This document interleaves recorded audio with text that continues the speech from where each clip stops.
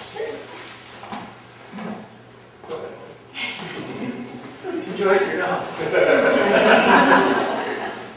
Obviously, I'm talking like this from the outside. I have some questions for Scott Johnson that I'll pass along to you. But I did want to get in there real quickly to what you go down in your workshops. I hope you're conscious of how strong a critic you are. There have been a lot of people in the room that have had you in the workshops, as I have been.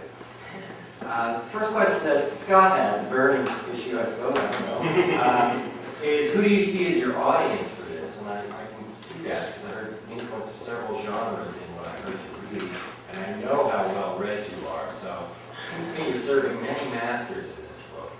Who is the audience for this? I'm going to market it hopefully as general adult fiction, but it would also be appropriate, I think, for young adult fantasy. Yeah, I mean adult fantasy. Sorry, adult fiction versus fiction. But it would also be appropriate for young adult fantasy. I don't think there's anything so far out of the. I mean, the protagonists aren't necessarily YA age, but I think the material would be appropriate more or less.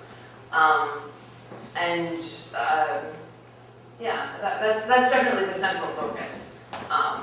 The romance, I think, is really secondary. I mean, it's a lot of Devlin's motive for wanting everything to go right, because he really wants to be with Schiffer, but yeah, in the end. So the romance is secondary, but you chose those excerpts to read. Yeah. I like Devlin and Schiffer. If this were a bookstore, if the book were out, you were doing a book signing, would you have chosen those same scenes to read?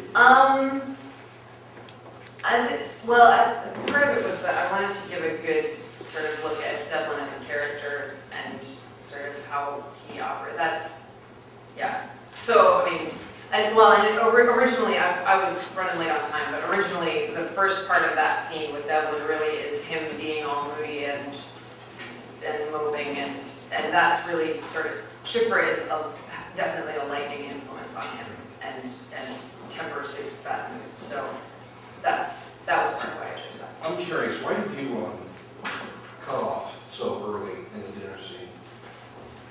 What did I cut off? Yeah. Oh, Because her reaction to the news is priceless. And I was, well, yeah. She basically gets up and storms out. She's like, I'm having none of that.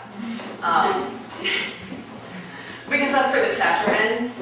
And I already had more than I really could fit in that I wanted to read, and that gave enough to show. Yeah, she storms out and basically says, not happening. And her uncle is not happy about that. how difficult was it? Because in a lot of the scenes, whether it's between just two characters or whether you had like 4 or 5 or 6 at a dinner, you have a lot of fun shifting dynamics within every character scene. How difficult was that for you? And do you find it a lot easier now? I don't know. I don't know that it was something that I really did consciously. I think it's part of the way I operate that maybe I kind of am that shifting movie kind of person. So, you know, to lighten the moment at exactly the right time before it gets morbid or sappy or something is usually, you know, it works in life. So I just put it in the book. Apparently it works. How many books do you still see as being part of this series?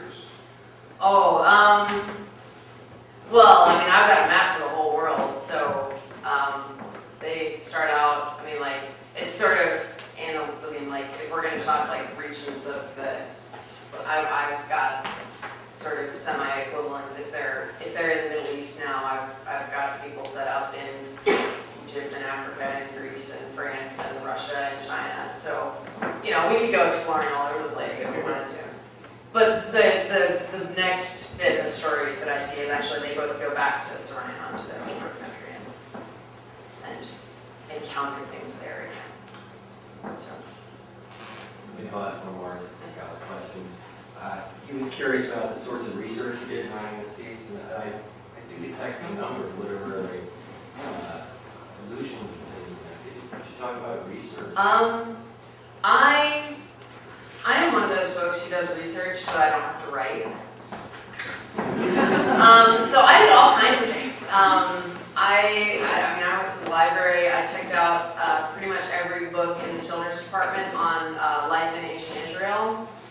and the desert, and I found the book on the Gobi Desert, so there are bits and pieces of that sort of mid-temperate range desert that definitely go into the terrain.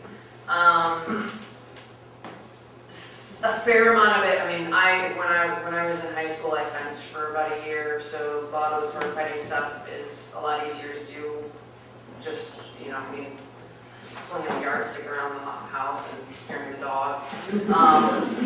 I have ridden horses from time to time, and my mother-in-law was kind enough to let me spend a half an hour on a horse and another about 2 hours watching her work. She does Western style reining stuff, so real intricate, small cues to the horse kind of stuff, and that informed a lot of the horse stuff. I don't know, probably a lot of it is, I mean, I just found stuff. And I made up a lot of stuff that was plausible but cool. Like, we got a whole thing about harvesting dates and palm trees 70 feet up, and how do you do that without technology? So those are the factual things that said. Yeah, yeah.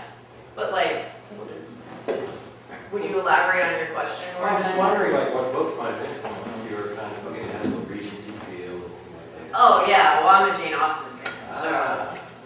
totally pulled that. Yeah, I mean that's definitely like Sarayan is sort of like Regency England, but I mean obviously with its own set of things. But let's see, what else? Sorry, Regency stuff, and I don't know. You mentioned Tolkien. I read a lot.